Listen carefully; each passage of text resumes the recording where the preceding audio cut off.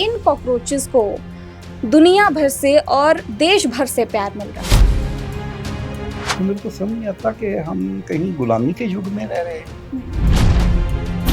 तो इस रूप से पता चलता कि देश किस तरफ को जा रहा है।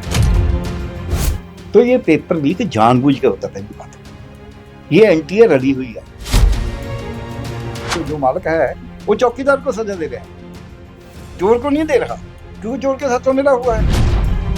देखो जी, जितना कि समाज नहीं बदलता तब तक तो पेपर लीक होना स्वाभाविक है।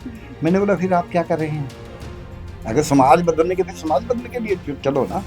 पेपर लीक होना स्वाभाविक है, फिर तो अस्पताल में मरीज मरना भी स्वाभाविक है, फिर तो एक्सीडेंट रेल का भी होना स्वाभाविक है, फिर तो आपको तनख्वाह ना मिले, पगार ना मिले, वो भी स्वाभाविक है। इसका मतलब होता है चोर को बचाने का तरीका ही है। पहले 2024 में नीट का एग्जाम लीक होता है। उस समय भी काफी दंगे होते हैं, काफी धरने जो है वो किए जाते हैं और सोशल मीडिया पर एक मुहिम शुरू हो जाती है। फिर आता है 2026 में भी नीट का एग्जाम लीक होता है। इसके बाद रीनीट करवाया जाता है। रीनीट करवाने के बाद ये भी बात सामने आई कि जो OMR शीट्स हैं उन्हें ही बदल दिया गया है। हालांकि बता दें कि इस बार जो 2026 में नीट का एग्जाम लीक हुआ, जिसके बाद जो शिक्षा मंत्री हैं, जो सेंट्रल मिनिस्टर हैं धर्मेंद्र प्रधान, उनके इस्तीफे को लेकर पूरे देश भर में खासकर युवाओं ने जो है अपनी आवाज बुलंद की और एक कमेंट जो कि CGI की ओर से दिया गया, युवाओं को उन्होंने एक शब्द के साथ जोड़ा, कॉकरोच, और वहां से जन्म हुआ कॉकरोच जनता पार्टी का।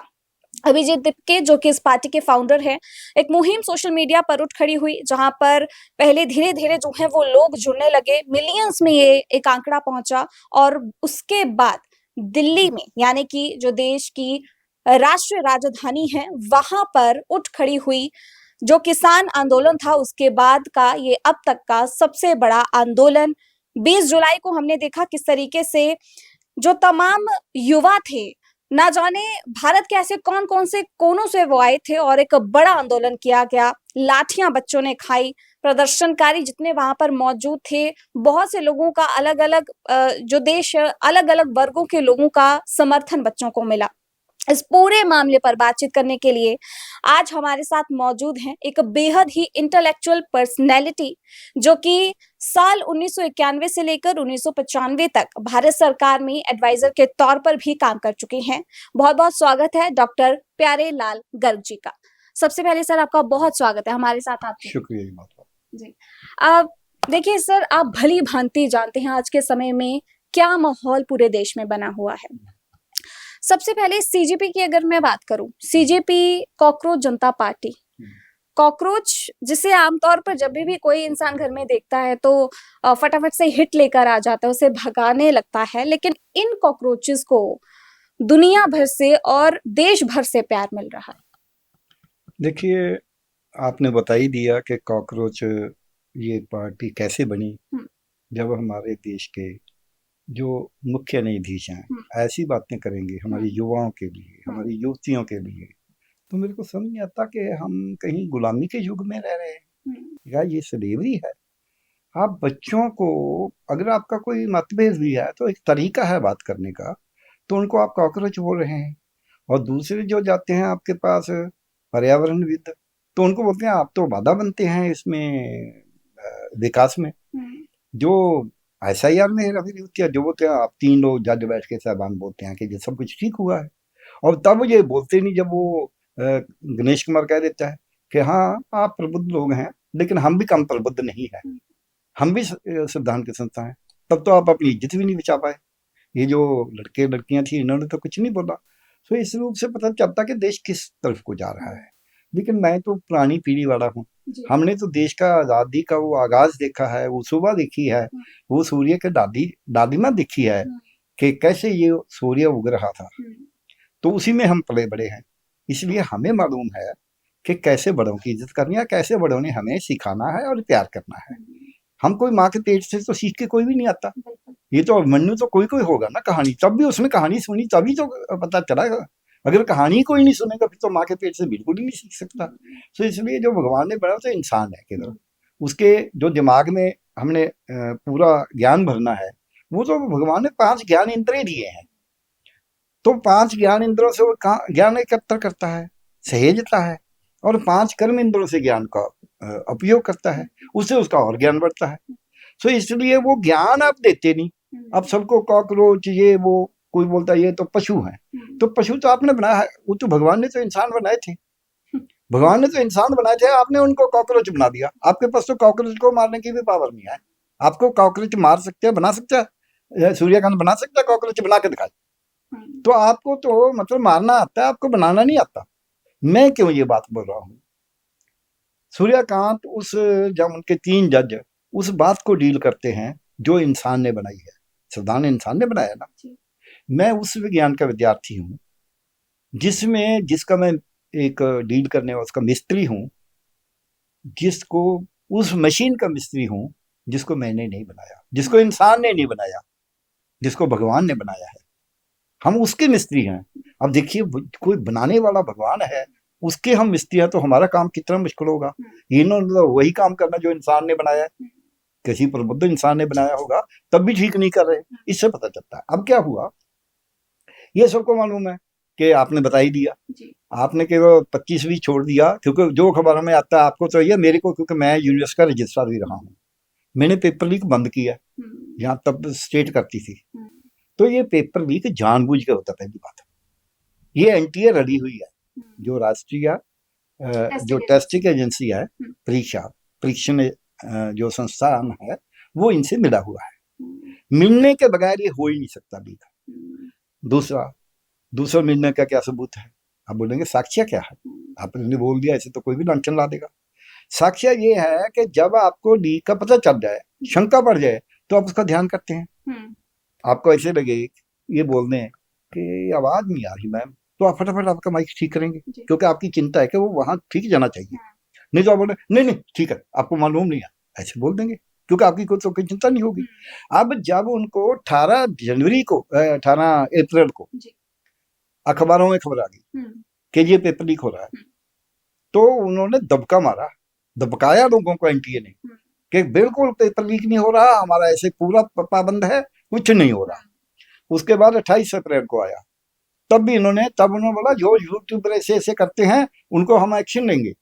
मतलब जो चौकीदार है वो चोरी करने वाले को रोकने, जो मालिक है वो चौकीदार को सजा दे रहा है, चोर को नहीं दे रहा, क्योंकि चोर के साथ तो मिला हुआ है, चौकीदार होका दे रहे हैं। चौकीदार बेवकूफ है, उसको पता ही नहीं चल रहा कि मालिक तो मिला हुआ है, मैं होका दे के क्या करूंगा।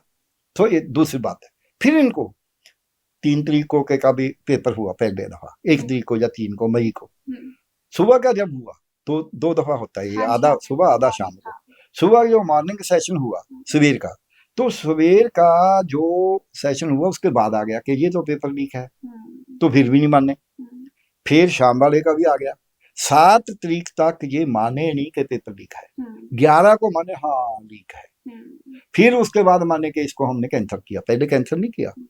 तो इससे पता चलता कि मिले हुए हैं, नहीं तो किसी को पता चले। मैं एक छोटी सी इसी की उदाहरण देता हूँ, शंका कैसे होती है। मैं यूनिवर्सिटी का रजिस्ट्रार था, हमने इसी क्योंकि तब स्टेट लेती थी, हमने टेस्ट लिया एमबीबीएस के एंट्रेंस का, तब इसको पीएमईटी बोलते थे, जिसको यूजी नीट बोलते हैं। तो पेपर लिया, तो दूसरे दिन उसका रिजल्ट निकाल दिया हमने रात को ही। दूसरे दिन अखबारों में, पूरी मीडिया में, इलेक्ट्रॉनिक मीडिया तो तब कम था, लेकिन प्रिंट मीडिया बहुत ज्यादा था, तो पूरे अखबारों में ऐसी खबर छाई हुई है कि जैसे हम भगवान से कोई देवते उतर के आए हों, कि जी कमाल हो गया। तो मैं आ रहा था फरीदकोट से, तो मैंने अपने वाइस चांसलर साहब को फोन किया, मैंने बोला जी मैंने इसका ना एनालिसिस करना है, विश्लेषण करना है इम्तिहान का। कहने लगा क्यों? कहने लगे क्यों? मैंने बोला जी मेरे को लगता है कोई गड़बड़ हुई है। कहने लगे इतनी तो हमारी तारीफ हो रही है, मैं यही तो मेरी चिंता का विषय है, ये जो पेपर लीक का माफिया है वो हमारी तारीफ क्यों करेगा? वो तो बोलेगा जी वहां तो गर्मी बड़ी थी, वहां तो कार लगाने की जगह नहीं थी, ये तो पेपर ही बड़ा मुश्किल था, ये तो छपाई ठीक नहीं थी, वहां तो लाइट नहीं थी, वहां तो सख्ती बड़ी करते थे, वहां तो बेंच हिलते थे, कुछ ना कुछ उसने हमारी कोई कमियां निकालनी थी। अब वो बोलते हैं तो देवते हो गए, इसका मतलब उन्होंने कोई गड़बड़ की है। वो सोचते हैं चुप रहे सब लोग। वो कहने लगे क्या गड़बड़ हो सकती है? मैंने बोला देखिए जी पेपर लीक नहीं कर सकते, वो एमआर शीट नहीं बदल सकते, आंसर शीट यानी कि उसको बदल नहीं सकते, उसको तोड़ फोड़ नहीं कर सकते, जन के टेम्पर नहीं कर सकते, रिजल्ट नहीं बदल सकते, कोई दूसरा बंदा बिठाया होगा। तो वो हमने पुलिस लगाई थी, कहने लगे हमने तो पुलिस में कि पुलिस होते हुए तो इंदिरा गांधी को मार दिया, पुलिस होते हुए तो बेअंत सिंह को मार दिया, पुलिस बेचारी क्या कर सकती है। फिर वो कहने लगे इसका बड़ा गड़बड़ हो सकती है अगर आप ऐसा स्टैंड देंगे। मैंने बोला हाँ जी हो सकती है। वो बोलेंगे रजिस्टर मिला हुआ था, इसी ने पैसे लिए हुए थे, इसी ने बंदे बिठाए थे, अब इसका या तो सौदा टूट गया होगा या और पैसे मांगता होगा, इसलिए इसने खुद ही पकड़ लिए। बोलने दो, मैं जवाब दे दूं। आपको ऐसे मानना पड़ता है, कोई बात नहीं, लाओ लांछन मेरे पे, कोई भी लांछन ला सकता, लांछन आने को कोई दीवान थोड़ा पड़ सकते हैं। तो मैंने कमेटी बना दी, हम वीडियोग्राफी करते थे एग्जाम में। ये तो ऐसे काम भी नहीं करते, इनका मैंने देखा है, इनका बहुत ही लड़ाक सिस्टम है, इतना पैसा इकट्ठा करने में लगे हुए हैं। मेरे को लगता है कि ये सौदेबाजी करते हैं, खुद एजेंसियां बना रखी हैं, सब एजेंसियों इनकी अपनी एजेंसियां हैं, वो अपने आप ही कुछ करते हैं। तो मैंने वो कमेटी हमने एनालिसिस किया, उसका 27 बंदे पकड़ लिए जो दूसरी जगह पे दूसरे बैठे थे, और पकड़ने वालों में हमारा एक टीम बना दी थी। मैं तो जानता नहीं इसको, टेक्नोलॉजी को। तो फिर सिट बनवा दी हमने। पहले उस जिले के एसएसपी को बोला कि भी इसमें, उसने थोड़ा नहीं उसको ध्यान दिया, जैसे जो पुलिस वाले करते हैं वैसा करता रहा। तो हमने सिट बनवा दी। सिट में एल.के. यादव नाम के एक पुलिस अधिकारी थे, अब बड़े अधिकारी हैं बहुत, तब भी शायद डीआईजी थे क्या थे। तो उन्होंने इतनी मेहनत से काम किया, इतनी मेहनत से काम किया, उन्होंने पूरे के पूरे सबकी जगह पे जाके पकड़ लिए, कहाँ कहाँ से कौन आया था, कौन बैठा था, किसकी जगह पे बैठा था, कैसे बैठा था, वो पूरा का पूरा किया, जिसका नतीजा ये निकला कि 6 महीने उनका बेल नहीं हुआ। अच्छा। हाँ, लोगों का जो पकड़े गए सब उन्होंने एक एक करके पकड़ लिए। मैंने अभी मेरे जीवन में सबसे बड़ा जो ऐसा कांड पूरी तरह से एक्सपोज हुआ जो फेल नहीं हो सकता था। वो दूसरी बात है, बाद में यूनिवर्सिटी और सब कुछ करते हैं, लेकिन जितनी उन्होंने उसकी जांच की वो बहुत कमाल की थी। तो ऐसे पुलिस ऑफिसर पकड़ सकते हैं।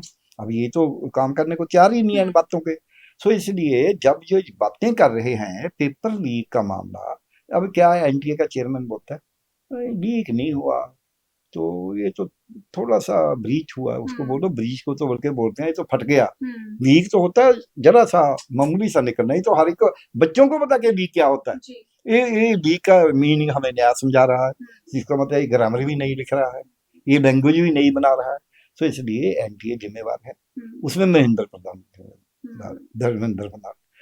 प्रधान क्यों जिम्मेवार है, उसने जवाब ही नहीं दिया, चुप ही रहा। भाई तेरा मंत्रालय है, तेरे को तो नींद नहीं आनी चाहिए, तेरे को निंद्रा कैसे आ जाए? 23 लाख बच्चे का आप कैरियर खराब कर रहे हैं। इतने बच्चे हैं जिन्होंने सुसाइड कर लिया है इस मामले को लेकर। और अभी मैं एक खबर भी देख रही थी कि एक बच्चा गुरुग्राम का ये बताया जा रहा है, जिसने नीट का जो एग्जाम हुआ उसने 2nd रैंक लिया है। तो वो बच्चे का इंटरव्यू जो है वो काफी चल रहा है, और वो बच्चा ये कह रहा है कि मैंने प्रोटेस्ट में क्यों ज्वाइन करूं, इससे अच्छा कि मैं अपनी पढ़ाई पे और अपनी स्किल पे काम करूं। मतलब अल्टीमेटली कहीं ना कहीं जो तमाम बच्चे आज एकजुट हुए हैं कि उनके ऊपर एक थप्पड़ ये इस तरीके से लगाया जा रहा है कि जो प्रोटेस्ट किया जा रहा है, प्रोटेस्ट करना गलत है। आप अपने ऊपर काम करें, आप अपनी स्किल पे काम करें, आप अपनी आवाज इस तरीके से बुलंद ना करें। कहीं ना कहीं इसका ये मतलब है कि आज ये जो स्कैम है, आज ये इस लेवल पर है। अगर हम इसे रखें, अगर हम रैंकिंग करें, अगर ये 8वें नंबर पर है या 7वें नंबर पर है, कल को जाकर ये 10वें नंबर पर भी पहुंच जाएगा। यानी कि कल ये लेवल जो है वो बढ़ता ही रहेगा। तो ये स्कैम किस तरीके से रुकेगा? नहीं स्कैम ऐसे नहीं, जब मिला हुआ चोर और चौकीदार मिल जाएंगे तो फिर स्कैम नहीं रुक सकता। ये मिले हुए हैं, मेरे को कहने में कोई झिझक नहीं है। जो ये प्रचार करते हैं ये केवल नहीं, एक अभी 2-3 दिन पहले हुआ था, वो कुछ ऐसे हैं जो समाज को बदलेंगे जी तभी ठीक हो बोलते हैं। देखो जी, जितना तक समाज नहीं बदलता तब तक तो पेपर लीक होना स्वाभाविक है। मैंने बोला फिर आप क्या कर रहे हैं? अगर समाज बदलने के, फिर समाज बदलने के लिए चलो ना। पेपर लीक होना स्वाभाविक है, फिर तो अस्पताल में मरीज मरना भी स्वाभाविक है, फिर तो एक्सीडेंट रेल का भी होना स्वाभाविक है, फिर तो आपको तनख्वाह ना मिले, पगार ना मिले, वो भी स्वाभाविक है। तो रिश्वत भी स्वाभाविक है, घूसखोरी भी स्वाभाविक है, फिर तो हर बात ही स्वाभाविक है। मतलब क्या आप लोगों को ये बता रहे हैं? वो अपने आप को बहुत प्रबुद्ध भी मानते हैं कि हम तो पूरा ज्ञान है दुनिया का, ब्रह्मांड का ज्ञान है हमें। तो वो बोलते हैं ये तो होएगा ही होगा। इसका मतलब होता है चोर को बचाने का तरीका ही है। जब हमारे वहां लीक हुआ था ना, तो हमारा जो प्रबंधकीय बोर्ड था वो मिला हुआ था। तो उन्होंने बोलना शुरू किया, नए वाइस चांसलर को कहने लगे, देखिए ये तो 3 कमरे में चल रही है, यहाँ तो लीक बंद ही नहीं हो सकता, सरकार कोई पैसा नहीं देती यूनिवर्सिटी को, यूनिवर्सिटी को रोकने के लिए क्या प्रबंध करे। तो मैंने मेरे को लगाया गया पेपर लीक रोकने के लिए ही। मैंने फैसला कर लिया भी इसी 3 कमरे की यूनिवर्सिटी में पहले हम लीक बंद करके दिखाएंगे। किसी का जवाब तो वही होता है ना, जो कहता है ये हो नहीं सकता, हम बोलते हैं इसी में करके दिखाएंगे। दूसरा उन्होंने बोला कि जी कोई पैसा नहीं देती सरकार, हमने बोला हम बगैर पैसे ही करके दिखाएंगे, और हमने किया। हमने नहीं होने दिया लीक 3 साल। उसके बाद हमने यूनिवर्सिटी की बिल्डिंग भी बनवाई, मेडिकल कॉलेज भी शेड में चल रहा था वो भी बनवाया, 200 पेशेंट आता था, 1100 पेशेंट रोज आने लग गया वहाँ। तो कैंसर के लिए ट्रीटमेंट शुरू करवाया, बहुत कुछ करवाया, लेकिन पहले उसी 3 कमरे की यूनिवर्सिटी में पेपर लीक बंद कराया हमने। क्यों? क्योंकि जब तक आप ये फैसला नहीं करते, ये मिलके करते हैं। अब ये मिले हुए हैं, तो किसी ने बोल दिया जी मैं अपनी पढ़ाई करूँ, आप पढ़ाई करते जाओ, पढ़ाई करने का क्या है, मैं पढ़ाई की बात बता देता हूँ। मैं क्यों कहता हूँ मिले हुए हैं, इसके बड़े बड़े बड़े कारण है जो लोगों को मालूम नहीं है। क्या करते हैं 3 बड़े कारण, 3 बड़े कारण हाँ मैं बता रहा हूँ। एक ये है कि इन्होंने 800 कॉलेज प्राइवेट खोल दिया। प्राइवेट कॉलेज में इन्होंने बच्चों को दाखिल करना पैसे लेके, उसमें प्राइवेट कॉलेज से सीधा सौदा है, वो अपने बच्चे दाखिल करता है, उसको खुद देते हैं। उसके लिए क्या करते हैं ये, एक तो इन्होंने 50% की बजाय 50 परसेंटाइल कर दिया। आप किसी से इंटरव्यू कर लेना, आपको तो शायद नहीं मालूम होगा परसेंटाइल क्या होता है, किसी का पूछ लेना, किसी यूनिवर्सिटी के प्रोफेसर से पूछना कि जी परसेंटाइल और परसेंटेज में अंतर क्या है, किसी को मालूम नहीं। क्यों?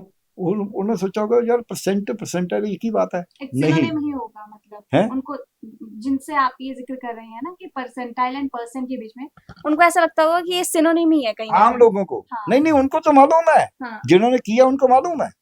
इसका मतलब क्या है, 50% मार्क्स लेने का मतलब है 23 लाख में से अगर 1 लाख का 50% आता है तो 1 लाख क्वालिफाई किया, 2 लाख का था तो 2 लाख क्वालिफाई किया।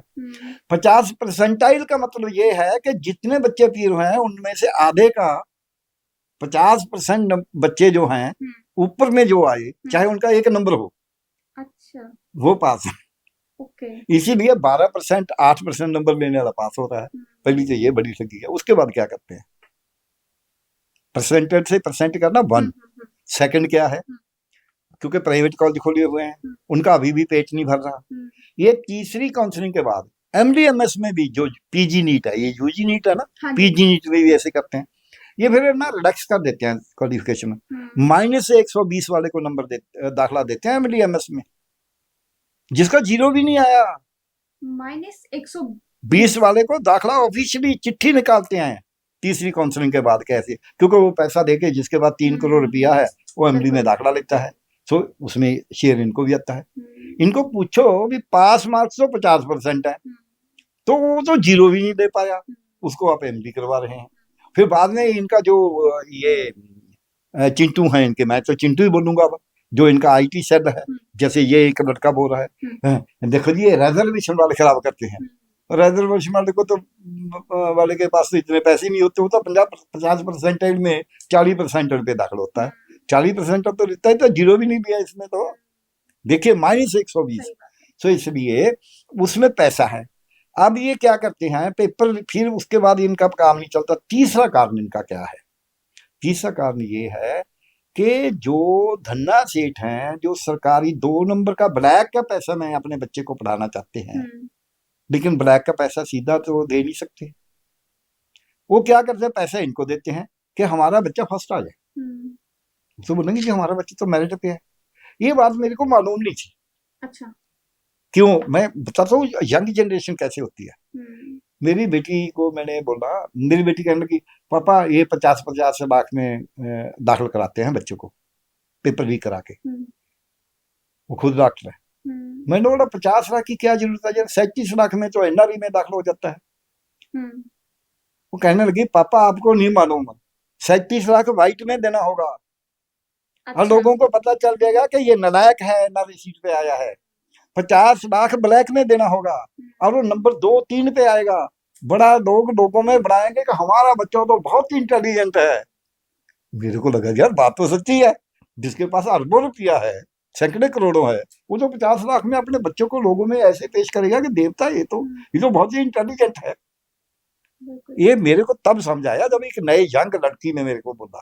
सो इसलिए कई लोग ये दूसरा लड़का भी आपके सामने जो बोल रहा है जी आपको हमें, अब उसने ध्यान किया, अब तो वो सेकंड आ गया, तो कितने लोग होंगे जो पहले सेकंड आए होंगे, तो अब वो पीछे रह गए, इसका उसको मालूम नहीं। हो सकता है वो पहले उसका रैंक कैसा पता करना, हो सकता है वो पहले भी सेकंड ना हो, तो उसको तो मौका मिल गया। हमने देखा है बाबा फरीद यूनिवर्सिटी में एक दफा पेपर नहीं किया तो गुरु नानक देव यूनिवर्सिटी ने किया, जिस लड़की का 4400 रैंक था, 4400, उसका सेकंड रैंक आया था बाद में, क्योंकि उन्होंने भी पेपर, हाँ उन्होंने भी पेपर लीक कर दिया। सो पेपर लीक का पूरा बड़ा मामला ग्रो है, और ये पेपर के भी एतराज हो रहा है, इसमें भी ओएमआर शीट चेंज हुई है, इसमें भी पूरे एतराज गए। इसमें इन्होंने वो जो टेलीग्राम जिसको बोलते हैं, वो टेलीग्राम बंद किया है। क्यों बंद किया? अगर कोई हेरा फेरी हो नहीं रही थी तो फिर टेलीग्राम क्यों बंद किया, क्यों प्रतिबंध लगाया उसपे? तो इससे हमें मालूम होना चाहिए कि मिले हुए हैं तीनों कारण मैंने बता दिए। प्राइवेट को देना है, पैसा इकट्ठा करना है झूठे दाखिले करके, और जो सरकारी में दाखिला देना है 2 नंबर वाले पैसे को, ये 3 कारण है। ये ऊपर तक इस पैसे को आपसे में बांटते हैं, ये किसी का और नहीं, जानबूझ के करते हैं, मिलके करते हैं, और उसमें हर एक को पैसा देने को तैयार है, कोई बस चुप रहे। जो शक्ति है जो हम बोलते हैं राजनीतिक, तो राजनीतिक जो बल है उसका दुरुपयोग करते हैं। ये एजुकेशन नेक्सस इतने टाइम से, क्योंकि देखिए आपका भी सर करियर बड़ा लंबा है, आप जिंदगी आपने लगाई है, बहुत सी ऐसी चीजों के साथ आपका आमना सामना हुआ है, और जिस तरीके से आप अपने अनुभवों को हमारे साथ साझा कर रहे हैं इस बातचीत के दौरान, एजुकेशन स्कैम इतने सालों से चलता आ रहा है, इतनी सरकारें आई गई, लेकिन आज भी भारत उसी ही एक पटरी पर चल रहा है। हालांकि जब आपसे मेरी पहले बात हो रही थी, आपने बताया कि जो एक पढ़ाई होती थी, एजुकेशन होती थी, उसका एक स्टैंडर्ड क्या था पहले भारत में। बेशक घर से चटाई लेकर आप स्कूल में जाते थे अपने विद्यालय में, लेकिन जो शिक्षा मिलती थी उसकी गुणवत्ता बहुत ज्यादा होती थी। आज के समय में हमारे पास चाहे जितनी मर्जी फैसिलिटीज क्यों ना हो आज स्कूल्स में, हालांकि बहुत से स्कूल ऐसे भी हैं जिनके पास फैसिलिटीज नहीं है, गवर्नमेंट स्कूल्स, लेकिन फिर भी गुणवत्ता के आधार पर जो एक ग्राफ है वो सर नीचे आता जा रहा है। देखिए बिटिया, ये ना हमारा क्या है, शिक्षा क्या है? शिक्षा है कि हमने ज्ञान अर्जित करना है और ज्ञान की सृजना करनी है, ज्ञान बनाना है, नया ज्ञान बनाना है, और जो ज्ञान है उसको अपने पास इकट्ठा करना है, एकत्र करना है, संग्रहण करना है। ठीक हो गया? अब हम ज्ञान तो कर ही नहीं रहे। हमारे जो विद्यालय है, महाविद्यालय है, उच्चतम विद्यालय है, मध्यम विद्यालय है, उच्चतम मध्यम विद्यालय है, इन सब में ज्ञान अर्जित करने या ज्ञान सृजन करने की बात नहीं है। इनमें केवल बात यह है इम्तिहान पास करना है, फिर उसमें केवल है इतने नंबर लेने हैं। अब इसलिए उसमें ये ऑब्जेक्टिव टाइप पेपर आ गए, उसमें पूरे के पूरे मार्क्स आने लग गए। हमारे जमाने में तो जो 70% ले लेता था मैट्रिक में वो बहुत बड़ा होता था।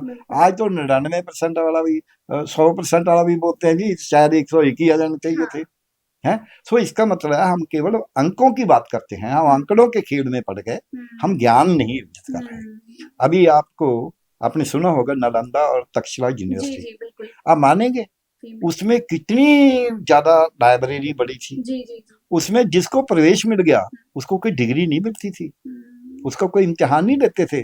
जो नालंदा से पूरा पढ़ के आ गया अपना टाइम पूरा करके, उसको कहा जाता था समय, इसीलिए विश्व गुरु कहते थे कि वो ज्ञान लेके आते थे। अब इनको तो ज्ञान नहीं आता, अब तो विश्वविद्यालय से डिग्री लेके आ रहे हैं, ज्ञान लेके नहीं आ रहे। इसलिए ये एक तो बड़ी बात ये है कि आज हमें इसको, शिक्षा को एक व्यवसाय बना दिया और इसको पैसा बनाने का एक तरीका बना दिया, आमदन का जरिया बना दिया। तो जब आप इसको पैसा बनाने का जरिया बना लेंगे, प्राइवेट वाला पैसा बना रहा है, सरकार वाला पैसा खर्चने से भाग रहा है, और जो शिक्षक है वो होता है मेरे को पैसा मिलना चाहिए, बाकी कुछ हो या ना हो उसकी कोई चिंता नहीं है, वो खुद भी उसमें शामिल हो जाता दौड़ में। तो इसलिए जो न्यायालय वगैरह है उन्होंने जो करना था वो भी नहीं कर रहे। तो इसलिए देश में शिक्षा का बंटाधार हो गया। ये शिक्षा नीचे जाने के कारण क्या हो रहा है आज कहीं जो कानून बनता है उसमें किसी को मालूम नहीं क्या लिखा हुआ है, बाद में उसमें झगड़े चलते रहते हैं। किसी का नाम गलत लिख दे। अभी मैं बता देता हूँ, इस देश में एक SIR नाम की चीज चल रही है। उसमें इन्होंने क्या किया, बोला जी लॉजिकल डिस्क्रिपेंसी। मैं क्यों बता रहा हूँ, पढ़ाई का क्या नुक्स है। लॉजिकल डिस्क्रिपेंसी में क्या है, मेरा नाम है प्यारा लाल गर्ग, उन्होंने प्यारे पाता ई में डाल दिया। अब कोई मेरा लॉजिकल डिस्क्रिपेंसी में निकाल सकता है कि जी आपका तो उससे मिलता नहीं है। अब जो वो वहां लिखा है वो तो किसी बाबू ने लिखा ना। सो आपको बाबू, आपका जो दफ्तर में काम करता है, उसको बैंक में करता है, उसको ड्राफ्ट नहीं बनाना आता, चेक नहीं बनाना आता। जो दफ्तर में काम करता है उसको जोड़ नहीं लिखना आता। जो कोई नोटिफिकेशन करता है उसको कानून नहीं आता। जो कोई चिट्ठी निकालता है उसको लिखना नहीं आता, वो गलत निकाल देता है। तो फिर ऐसे ही झगड़े पड़ेंगे। अभी मैं यूनिवर्सिटी से आया हूँ। अब यूनिवर्सिटी में क्या हुआ है मैं तब बता रहा हूँ।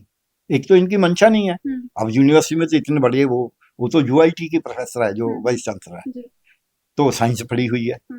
तो उसने क्या किया कि जो शेड्यूल्ड कास्ट बच्चे हैं उनका स्कॉलरशिप, एक पोस्ट मैट्रिक स्कॉलरशिप स्कीम है भारत सरकार की, उसमें 40% राज्य सरकार भी देती है। पहले वो राज्य सरकारों के पोर्टल से चलता था, क्योंकि उसमें ये है कि जो SCBC बच्चे हैं हर राज्य में उनकी दर्जाबंदी जुदा जुदा है, इसलिए जो राज्य में SCBC है उसी को मिलेगा। भले ही कोई हरियाणा में SCBC हो, लेकिन वो पंजाब में SCBC डिक्लेयर नहीं हुआ तो उसको नहीं मिलेगा। अच्छा, जो जिस स्टेट में है उस स्टेट में SCBC डिक्लेयर होना जरूरी है उसका। डिक्लेयर होने का मतलब कई कास्टें ऐसी हैं जो वहां हायर कास्ट मानी जाती है, यहाँ लोअर है, उस रूप में। तो जब स्टेट के हिसाब से कास्ट होनी है, स्टेट ने 40% पैसा देना, तो स्टेट के पोर्टल से होना चाहिए, वो आसान है, स्टेट को जिम्मेवार है।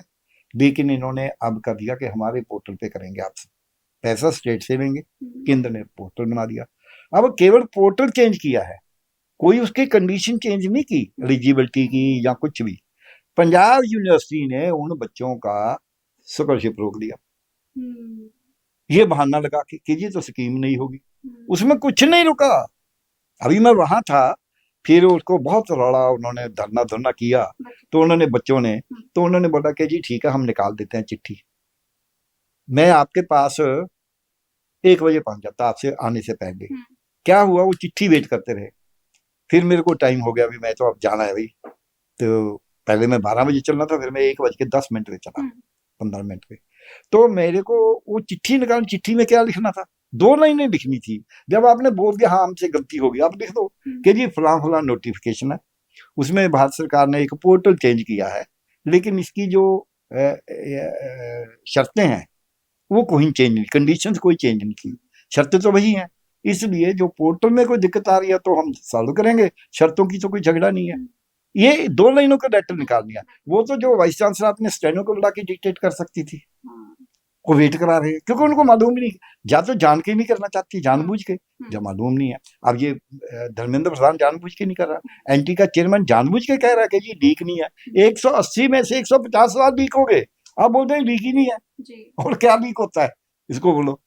तो इसलिए इन बातों को, क्योंकि ये लोगों के मन मैले हैं, जिसका मन मैला हो, एक होता है, एक जो काम करता है उससे गलती होती है, कोई भी ऐसा इंसान नहीं जो गलती ना करे, लेकिन उस गलती को पहले ध्यान से काम करना कि गलती ना हो, दूसरा हो तो कम हो, तीसरा अगर हो जाए तो उसको ढूंढ देना, चौथा उसको आप ढूंढ नहीं पाए, किसी ने, आप जैसे बच्चे ने मेरे को आके बता दिया कि सर ये तो गलत हो गया, तो मैं मान लूं कि हाँ गलती होगी, उसको दोबारा देख लूं। ऐसे नहीं मैं बड़ा हूं, मीन ने पूरी उम्र इतनी लगाई है, नहीं, आप मेरे को 100 दफा सोच के बोलेंगे, क्योंकि आप सोचेंगे यार सर तो इतने बड़े हैं, मैं इनके साथ क्यों ऐसे बोलूं कि आपकी गलती है।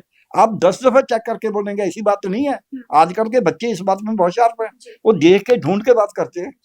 मैं तो देखता हूँ छोटे छोटे बच्चे बात करते हैं मेरे से, नहीं ये तो जी ऐसे है, और मैं मानता हूँ, क्योंकि हम बोलते हैं child is the father of man, this is child is the father of man. तो आपका ऐसे सवाल कर देता है, उससे आप सीखते हैं। शेख शादी हुए है, उसने बोला है केले की आंखों की इबारत पढ़ के हम उस्ताद बन बैठे। जब हम सवाल का जवाब देते हैं, प्रश्न का जवाब देते हैं, तब हमें ज्ञान बढ़ता है। ये सोचे हमने किताब पढ़ ली हमें ज्ञान है, हम तो पूरा नाम हो गया ब्रह्मांड का। ज्ञान तो बहुत सीमा, ज्ञान की कोई सीमा नहीं है। तो एक बात। अब दूसरी बात ये है, जो बर्बरता इन्होंने की है, उसको उन्होंने क्या मांगा है, क्या मांगा है कि धर्मेंद्र प्रधान इस्तीफा दे। जिम्मेवार है, उसका रिजाइन करो। लाल बहादुर शास्त्री तो एक रेल का एक्सीडेंट बिल्कुल से बिल्कुल, मैं छोड़ उसी गए थे। पॉइंट पे आ रही थी। तो हाँ, ये तो इनका 23 लाख बच्चे का, फिर यही नहीं, जेई का पेपर लीक होने का भी इन पे चार्ज है, और निकाल लो आप अखबार, इसी साल का भी। और इनका जो सीयूटी का भी लीक हुआ है, सीबीएसई का भी इनका, सीबीएसई तो इनके पास नहीं है, सीयूटी आएगा लेकिन यूनिवर्सिटी के हाँ लिए। जी। हाँ, तो जो मैं एनटीए की बात करता हूँ, अभी तो एनटीए में जितने पेपर हैं, उनसे बहुत सारा लीक हुए हैं। तो धर्मेंद्र प्रधान क्या करता है, एनटीए तो उसके अंडर है, और सब प्राइवेट को दे रखा है। और प्राइवेट वाले कौन है, वो आरएसएस के हैं ज्यादा, उनके पास कोई जिम्मेवारी नहीं है, इन्हें तो अपने लोगों को देना है। जब ये बात आप सोचना शुरू कर देंगे कि मैंने तो अपनों का करना है, जिनको मैं अपना मानता हूँ, फिर तो ठीक होएगा नहीं। फिर तो आपका जो इंसाफ का तराजू है ना, उसमें ऊंचा नीचा हो गया। सो इसलिए दूसरा कारण इनका ये है कि ये मान नहीं रहे। अब बच्चे केवल केवल से केवल क्या मांग रहे हैं, देखिए इन्होंने बोला कि देखिए जी बहुत देर के बाद होगी कि जी अब पेपर हमने कैंसिल कर दिया। फिर बोला हम जो फीस है वो दोबारा नहीं लेंगे। इनको पूछो, भी एक दर्जी के पास आप जाते हैं, वो आपका कपड़ा खराब कर दे, क्या वो आपके सिलाई का पैसा भी लेगा? उसको तो कपड़े का पैसा वापस देना चाहिए। अब इन्होंने पेपर लीक कर दिया तो वो बोलता है हम फीस नहीं दे रहे, बड़ी बात कर रहे हैं। भाई ये ठीक है, एग्जाम देने के लिए तो हमने फीस दी है। इसका मतलब ये हुआ कल को रेलवे बोल देगी टिकट आपने ले लिया, वो बोलेगी जी रेलवे तो हमने ये तो कैंसिल कर दी गाड़ी, दूसरी गाड़ी में जाना तो अपना टिकट लो, ये हम वापस नहीं करेंगे, बस आपका पैसा जब्त हो गया। ये तो कोई तरीका ना हुआ। फिर तो आप रोज ही ऐसे ही करेंगे कि आपके पैसे ले लो, फिर बोलो ये कैंसिल कर दिया, फिर दूसरे को कर दो। दूसरा बात क्या है, अब पैसे नहीं लिए, अब आसान जता रहे हैं कि हमने पैसा नहीं लिया। अब सोचिए, पैसा फीस तो नहीं ली, लेकिन जो बच्चा आएगा कहीं से इम्तिहान देने, तो रात को हॉस्टल में रहना पड़ेगा उसको, कोई रेस्टोरेंट लेगा, कोई होटल लेगा, खाना पीना होगा। फिर लड़कियां अकेली नहीं आएंगी, माँ बाप को किसी को आना पड़ता है, क्योंकि रात को रहना है, कहीं मेट्रोपोल में रहना है, तो बहुत सी दिक्कतें हैं, हम जानते हैं। खास करके जो लड़कियां हैं उनके लिए तो बहुत सारी दिक्कतें हैं। फिर उसका फिजिकल ट्रैवल करना, उसका टाइम कितना वेस्ट हुआ है, बाकी छोड़ दें सब कुछ, तो वो जो है उसका कौन भरपाई करेगा? अभी तो केवल फीस नहीं ना ली, वो तो वैसे नहीं लेनी बनती थी। सो इसलिए इनको चाहिए था 1-1 लाख बच्चे को देते। एनटीए इतना पैसा कमाती है, मैं आपको एक बात बता देता हूँ। जैसे हम टेस्ट कंडक्ट करते थे तो हमारा 5 लाख खर्च होता था। अच्छा, तो आप मान सकते हैं कि हमें फीस कितनी आती होगी, अंदाजा कोई होगा आपको? मैं कोई अंदाजा लगाओ, ऐसे ही लगाओ, कोई बात नहीं, कोई इम्तिहान थोड़ा है। 15 लाख, 20 लाख, 25 लाख, और आगे जाओ, 50 लाख, और आगे जाओ, 1 करोड़, और आगे जाओ, 5 करोड़, 2 करोड़। अच्छा, 2 करोड़ रुपया मेरे को मिलना है फीस का, हाँ। तो 5 लाख खर्च होना है। आप सोचिए 40 गुना पैसा आ रहा है। तो ये क्या करते हैं पैसे का, वो पैसा बच्चों को दे जिन्होंने एनटीए की आपने बात की ना कि नहीं, तो मैंने आप अपनी यूनिवर्सिटी की है कि 5 लाख की बजाय हमें 5 लाख हम खर्चा करते थे, 2 करोड़ हमें आता था उसी इम्तिहान। एनटीए कितना कमाता है? एनटीए इससे ज्यादा रेशो में कमाता, क्योंकि उन्होंने तो फीस बढ़ा दिया। जितना ज्यादा मैं बता, ऑन एवरेज मेरे हिसाब से तो कम से कम जी ज्यादा नहीं, तो केवल इसमें जो यूजी नीट है, इसमें 100-150 करोड़ तो कम से कम कमाएंगे। 100-150 करोड़ एक एग्जाम में सिर्फ, ये मिनिमम है, ये मैक्सिमम नहीं है, ये मिनिमम है। वैसे अगर मैं अपना उस जमाने के हिसाब से लगाऊं तो 15,000 का 2 करोड़ था, ठीक हो गया। तो इसका मतलब 1 लाख बच्चे के लिए हमें 12 करोड़ आ गया, ना 14 करोड़, 15 चिक 90, 14 करोड़ बन गया। तो 23 लाख के लिए कितना हो गया, 14 दूनी 28, 300 करोड़ हो गया, 350, 350 करोड़ रुपये इन्होंने कमाया है। तो ये बताएं कि 10, 15, 20 बच्चे जो सुइसाइड कर गए, उनको 1-1 करोड़ देने में वो कोई बच्चा तो बाप से नहीं ना आ रहा, लेकिन माँ बाप को ये सांत्वना रहेगी चलो दूसरे बच्चे को पढ़ा लेंगे, जो हमने कर्जा लेके कहीं पढ़ाया है उसका चलो वापस कर देंगे। बच्चा तो उनका गया, किसी का बच्चा जाना कोई वापस थोड़ा आता है, वो तो भरपाई नहीं ना हो सकती। आप उनको दुख के समय में उनकी मदद करने को भी तैयार नहीं है। सो पैसा आपके पास है, उन्हीं का पैसा है। सो इसलिए इसी तरह ये बच्चों का, अब 1-1 लाख रुपया हर बच्चों को दे तो उसमें क्या दिक्कत है? कि भाई आप आए गए, आपकी दिक्कत हुई, ये दे शुड फील सॉरी। मैं क्यों बोल रहा हूँ, क्यों मैं कहता हूँ, अभी इन्होंने क्या किया बाद में आऊंगा, मैं क्यों बोल रहा हूँ पहले मैं। अब ये बच्चे आंदोलन कर रहे हैं तो उन पे लाठीचार्ज, और उन पे जो शौक देने वाली बैटन, उन पे कील लगाए हुए हैं बैटन में, अब उन पे पैलेट गन चलाई है, और गिरे पड़े हैं बच्चे, लड़कियों की पीठ पे मार रहे हैं। क्या ये बर्बरता जो है, ये क्या हम जांगड़ी समाज में रह रहे हैं? क्या हम गुलाम रह रहे हैं, गुलामदारी में रह रहे हैं? क्या ये देश आजाद है? आपसे वो वहां शांतमय आंदोलन कर रहे हैं, आप उनको पीट रहे हैं, क्यों? कोई कारण बताए, उनको बैठने दो। जंतर मन तो खुला होना चाहिए, भाई आओ, भी जिसने भी आंदोलन करना है यहाँ बैठ जाया करो, तोड़ भंड मत करो, बैठो आप 10 दिन बैठो, 15 दिन बैठो।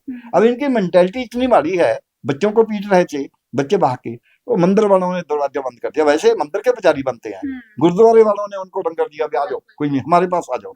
फिर इनको लगा है ये तो ऐसा हो गया, फिर इन्होंने भेजना शुरू किया कि अब हम जोमेटो से भेजेंगे, ऐसे करेंगे। वो भी बहुत से मिडिल क्लास के लोगों ने भेजा है, जिनके मन में है कि नहीं नहीं यार, बच्चों का ऐसा नहीं होना चाहिए, क्योंकि उनको तो बेचारों को पता ही नहीं था पहले। कल मैं सुन रहा था, एक छोटे भटूरे मतलब वो सर्व कर रही है, उसकी बेटी साथ में है, इसी तरह जोमेटो से कोई आया है, वो दे रहा है। बहुत से लोगों ने अपने घर से बैठे हैं, कोई नहीं आ सकता वहां, घर से बैठे भी ऐसे करना, 10,000 रुपए का उनको भोजन बांट देना। ऐसे लोग हैं इसमें, तो लोगों ने किया है। अब सरकार तो, जबकि वहां उनको खाना सरकार को देना चाहिए था, पानी का भी ठीक है, आप आंदोलन करो, क्योंकि हमारी गलती के कारण करना पड़ रहा है आपको। गलती का पश्चाताप तो क्या करना था? देखिए, ये भगवान को मानते हैं, भगवान ये बोलता है कि अगर आपके ने कोई गलत काम कर दिया तो पश्चाताप आपके लिए अग्नि है, पश्चाताप की अग्नि, जिससे आप पवित्र हो सकते हैं। ये पवित्र तो होना नहीं चाहते, ये तो पवित्र होने के लिए लाठीचार्ज कर रहे हैं। सो ये बुरी बात है। जैसे इन्होंने लाठीचार्ज किया, जैसे इन्होंने रात फिर दोबारा किया है, जैसे बच्चों के हालत किया है, ये अच्छी बात नहीं है। इसमें क्या है, अब मेरे को ऐसे लगता है, हमने ह्यूमन राइट ऑर्गेनाइजेशन से ये मांग भी किया है, पंजाब ह्यूमन राइट ऑर्गेनाइजेशन से, कि भाई आपको जस्टिस रणजीत सिंह उसके चेयरमैन है, कि एक तो धर्मेंद्र प्रधान का इस्तीफा दो, जो हमारे गृह मंत्री, उनके कहने के बगैर तो लाठीचार्ज जैसा हो नहीं सकता पुलिस वाले, जो उन्होंने किया है, और प्रधानमंत्री की सहमति से है। सो प्रधानमंत्री और गृह मंत्री जी को चाहिए कि वो सॉरी फील करें लोगों के सामने, खेद व्यक्त करें कि भी हमें खेद है जो कुछ हुआ। उसके बाद क्या है, इन बच्चों को, जितने बच्चे 23 लाख अपील हुए, उनको सबको 1 लाख रुपया दें उनकी कॉम्पनसेशन का, और तो कुछ नहीं कर सकते। पेपर तो लीक हो ही गया, लेकिन पैसे तो दे दें। जो बच्चे सुइसाइड करके जब ऐसे डेथ हो गया, उनको 2-2 करोड़ रुपया, 1-1 करोड़ रुपया उन्होंने मांगा, वो देना चाहिए। पैसा है इनके पास, पैसा इसी इम्तिहान का है, बाकियों का जरूरत ही नहीं है, इसी इम्तिहान के पैसे से हो सकता है। तीसरा, इनको ये चाहिए कि जंतर मंत्र को पक्का खुला कर दें कि देश की आजादी के लिए हम लड़ाई लड़ी थी, अब ये जगह आपके लिए पक्की है, आप जब मर्जी आओ आंदोलन करो, आपको कोई नहीं कुछ बोलेगा, तो करने दो ना वहाँ।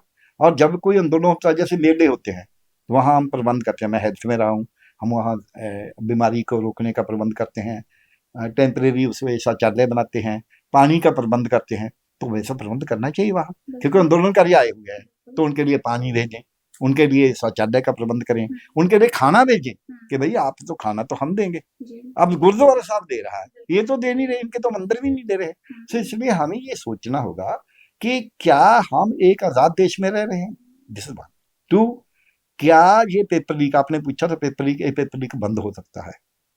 ये इसका ना का कोई मतलब नहीं है कि ना बंद हो, इनकी अपनी मंशा बुरी है। मैं आपको एक और उदाहरण दे देता हूँ, आज की बात नहीं, मैंने 40 साल पहले, 45 साल पहले मैं गुरदासपुर में था, हमारे पास ये A&M ट्रेनिंग स्कूल था, उसमें दाखिले किए, तो एक शिकायत आई कि जी बच्चे का 10वीं का सर्टिफिकेट झूठा है। तो प्रिंसिपल मेरे पास लेके आई, तो मैंने बोला सभी सर्टिफिकेट बोर्ड को भेज दो, चेक कर लेते, करवा लो। कहने की सारे, मैंने बोला हाँ सारे, कोई भी तो गलत हो सकता है। 60 बच्चे दाखिल होते थे, 60 सर्टिफिकेट भेजे, इन्होंने एक साल दिया, 36 सर्टिफिकेट झूठे, 36 सर्टिफिकेट झूठे, फर्जी थे। अच्छा।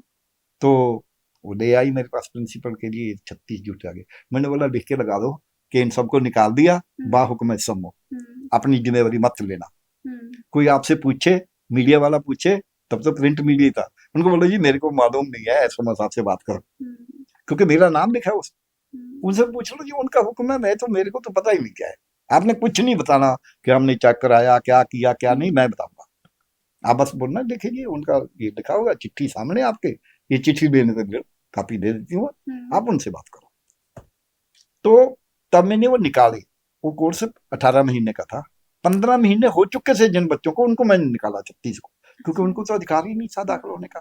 इसमें आपको एक पक्का निर्णय लेना होता है कि अगर कोई ठगी मारता है, कोई गड़बड़ करता है, उसको तो आपको सजा देनी होगी। लेकिन जो शरीफ बच्चे हैं उनको भी आप सजा दे रहे हैं।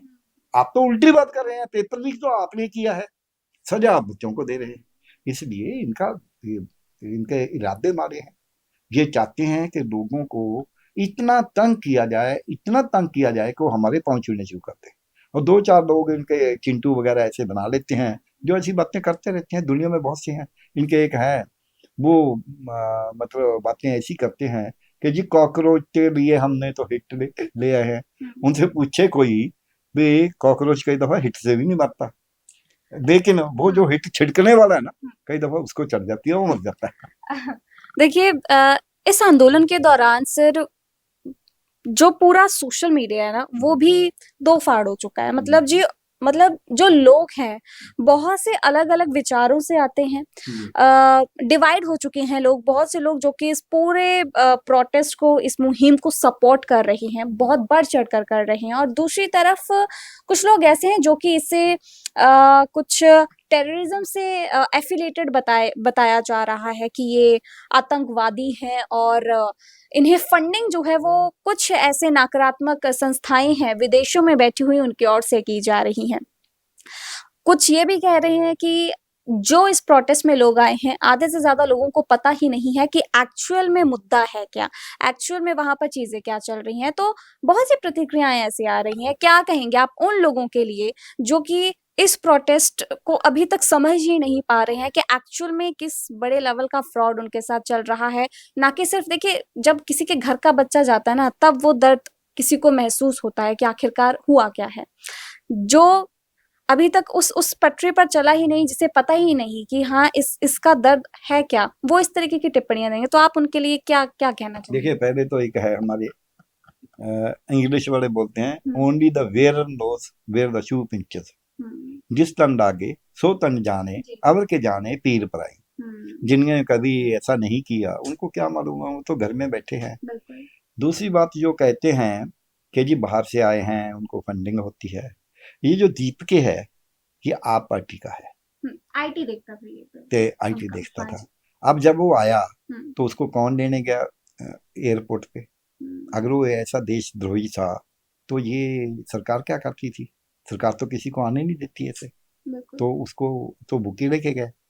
तीसरी बात, उसका आंदोलन पहले दिन इन्होंने पूरा प्रोजेक्ट किया। पहले दिन तो कोई इतराज नहीं हुआ, हालांकि बंदे तो वहां 2000 थे, उसमें ज्यादा 200-300 तो मीडिया कर्मी थे, 300-400 लेफ्ट वाले थे। तो फिर भी उसको प्रोजेक्ट किया। लेकिन वो अन्ना हजारे वाला आंदोलन बनने की बजाय दूसरा बन गया, इसलिए अब दूसरी तरफ बोलने लग गए। अब जो सोनू वांगचुक हैं तो वो भी उन्होंने भी इन आंदोलनों को ऐसे किया हुआ है। तो इसलिए वो जो लोग हैं ना तो उनको ये है, वो तो एक अपना गिना मिथा उन्होंने बीजेपी के हक में बोलना है।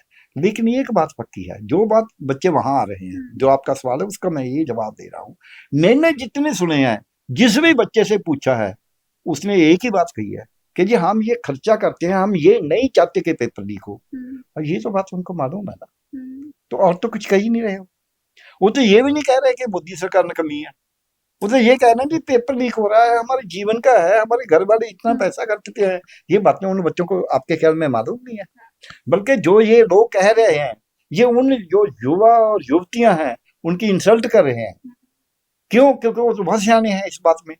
मैं तो हैरान हूं, उन्होंने कोई वायलेंस नहीं किया, उन्होंने कोई ऐसी बात नहीं की, वो तो हंस हंस के बातें करते हैं, वो तो पूरे उस पर लगे हुए हैं। तो उनको मालूम है कि उनके माँ बाप ने कैसे उनको पढ़ाया, कैसे उनको तंग होके पैसा दिया, तो वो क्या मांग कर रहे हैं। देखिए विदेश की बात हम करें, अगर ये हम बोल रहे हैं कि विदेश से मिलके इन्होंने पेपर लीक किया क्योंकि इन्होंने पैसा ये दे के ईरान के खिलाफ कुछ करना था, अगर हम ऐसा बोल देंगे तो मानेंगे इन्होंने फलां को देना था, इन्होंने इसको देना था, इन्होंने अडानी को चढ़वाना था। ऐसा हम नहीं बोलेंगे। क्यों नहीं बोलेंगे? बच्चे एक तकलीफ में है, वो कहते हैं कि पेपर लीक नहीं होना चाहिए। इस बात पे ये कोई भी इनका चिंटू जवाब दे कि पेपर लीक होना चाहिए, ये जवाब दे बस। बच्चों की ये मांग क्या नाजायज है? वो भले ही अमेरिका के हैं, वो भले ही चाइना के हैं, वो भले ही रूस के भड़काए हुए हैं, ये बात की बात बताएं कि वो जो बच्चे मांग कर रहे हैं वो मांग गलत है। दूसरी बात, क्या उन बच्चों ने कहीं बम फेंका? क्या उन बच्चों ने किसी पे डांग सोटा किया? इन्होंने तो पत्थर भर के वहां पचाए हुए थे। उन्होंने, वो तो बच्चे शार्प हैं। अब दुखी क्यों है? क्योंकि उन्होंने इनको पकड़ लिया, इनकी हेराफेरी को पकड़ लिया। दूसरा, वो लोगों का आंदोलन बन गया। लोग वहां खाना भेज रहे हैं, पानी भेज रहे हैं, वो उनको उनके हक पक्ष में बोल रहे हैं, तो इनको उससे तकलीफ है। इसलिए इनका एक पास ये एक ही तरीका होता है, ये खालिस्तानी है, ये आईएसआई का एजेंट है, ये जो है अर्बन नक्सल है, और ये तो भाई आतंकवादी है। ये इनके स्लोगन है। अब हम क्या कर सकते हैं? जिनके पास चार शब्द हैं वही शब्द बोलेंगे रिपीट करके। मेरे को मालूम होता है कि इसने क्या बोलना है। इनके सुधांशु जी हैं, उन्होंने यही बोला कि ये तो जी टेररिस्ट, अब टेररिज्म के सामने आप थोड़े झुकेंगे। Is it terrorism? Paper leak करना टेररिज्म है?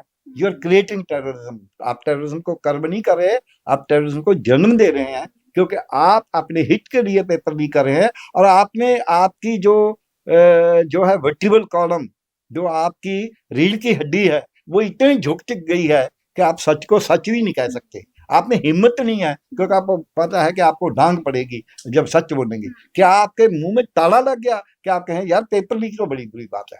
ये भी नहीं आप बोल सकते। इससे ज्यादा क्या होगा? जो डॉक्टर मरीज सामने मर जाए, उसकी गलती से मर जाए, वो ये भी ना माने कि ये मर गया, तो इससे बुरा वो डॉक्टर को तो उसको कहने का वो तो हत्यारा हो सकता है। तो इसलिए जो ये बोल रहे हैं कि जी ये तो चुक उठाए हुए हैं, ये तो उठाई गिर है, ये तो जी बाहर के हैं, ये तो एजेंट हैं, वो सब इनके हत्यारे हैं। वो क्योंकि अपनी जो हत्या की है उन्होंने, इस लोकतंत्र की, इस हमारे पढ़ाई की, हमारे मेडिकल प्रोफेशन की, उसके हत्यारे जो हैं। तो हत्यारा अपने आप को बचाने के लिए 100 बहाने करता है। एक सेकंड, एक सेकंड, एक सेकंड, अभी कट मत करना, किया तो नहीं। एक सवाल करना है, एक ही है लास्ट।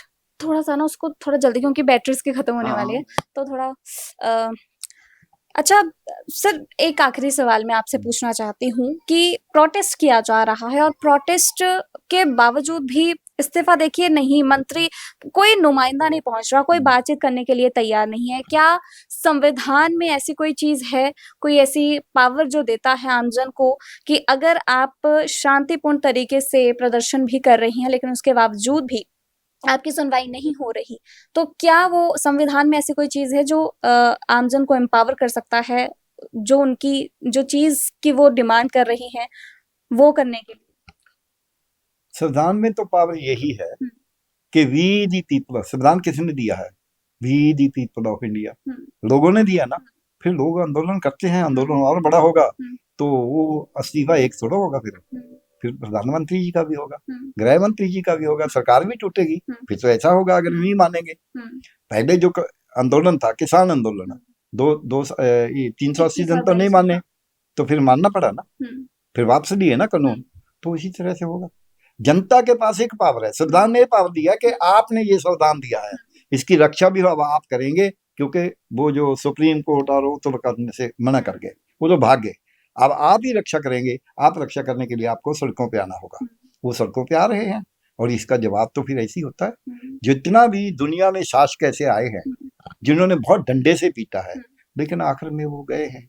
ये तो लड़ाई है, लड़ाई है जनता की, इस प्रजातंत्र को बचाने की, और उनके साथ जो इसको दीन ईमान को छोड़ के एक हिंदुत्व कह के हिंदुओं को भी बेच रहे हैं। मैं कहूँगा कि 80% तो हिंदू हैं, सब तो उनका ही ज्यादा जाएगा। तो उसके लिए उनके खिलाफ हमारी लड़ाई है। जो आज संविधान का, जिन्होंने कभी संविधान नहीं माना था, कभी तिरंगा को नहीं माना था, आज वो इसके मादक बने हुए हैं। लेकिन उनसे वो छीनना होगा। हमने ये फोटोएं पढ़ी हैं, हमने शहीदियां दी, तो ये देश आजाद हुआ। इन्होंने तो दी नहीं, अब हमें फिर दोबारा शहीदी देनी होगी, अब हमें फिर सड़कों पे आना होगा। अगर अंग्रेज को निकाला जा सकता है तो ये किसके बाकी मूवी है। हाँ, बिल्कुल अगर सर की बात करें डॉक्टर प्यारेलाल गर्ग जी की, तो इन्होंने काफ़ी डीपली डिस्क्राइब किया है ये सारा नेक्सस किस तरीके से चलता है, क्या फ़ायदा पहुँचता है और कहीं न कहीं इनकी ओर से जो चीज़ कही गई कि पहले भी शहीदियाँ दी गई थी और अब दोबारा से वही एक ट्रैक, वही एक जो डायरेक्शन है, उसी के ओर चल रही हैं युवा और जो लोग हैं तमाम देश भर के। क्योंकि बार-बार ये कहा जाता है कि हिस्ट्री रिपीट्स इटसेल्फ। शायद एक बार फिर इस मुहिम के ज़रिए और जो ये आंदोलन बड़ा अब हो चुका है, बड़ा रूप धारण कर चुका है, शायद हो सकता है कि एक बार फिर भारत का जो इतिहास है वो यहाँ पर अपने आप को दोहराए क्योंकि ये छोटा-मोटा नेक्सस नहीं, बहुत बड़ा नेक्सस है। बहुत से बच्चे जो हैं जिनकी जान जा चुकी है, जिन्होंने उम्मीद जब वो हार गए, जब निराश हो गए, हताश हो गए, तो शायद उन्हें लगा कि अब हमारे जीवन का अंत ही शायद उन्हें ऐसा लगा कि अब यही आखिरी उनके पास एक रास्ता है, जिसकी वजह से आज बहुत से ऐसे माता-पिता हैं, जिनके पास उनके आज बच्चे भी नहीं हैं और इस ओर सरकार को जितना जल्दी हो सके ध्यान देने की ज़रूरत है। अगर नहीं ध्यान देती, तो उसका खामियाज़ा भी सरकार को ही आगे चलकर भुगतना पड़ेगा। वीडियो जर्नलिस्ट राजवीर सिंह के साथ मैं शगुन कश्यप, चंडीगढ़।